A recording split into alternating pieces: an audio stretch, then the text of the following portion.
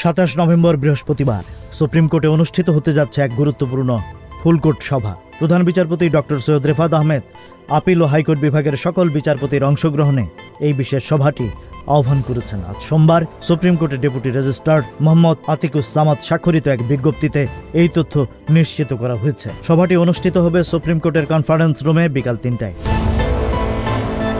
Supreme court সূত্র জানাচ্ছে, এই ফুলকোর্ট সভায় অধস্তন আদালতের বিচারকদের বদলি ও পদোন্নতি সহ বিচার বিভাগের প্রশাসনিক কার্যক্রম পরিচালনার বিষয়ে নানান গুরুত্বপূর্ণ নীতি নির্ধারণী সিদ্ধান্ত নেওয়া হবে। ফুলকোর্ট সভা হল বিচারপতিদের নিজস্ব ফোরাম, যেখানে বিচার বিভাগের প্রশাসনিক কার্যক্রম কিভাবে পরিচালিত হবে সেই বিষয়ে আলোচনা ও সিদ্ধান্ত নেওয়া হয়ে থাকে।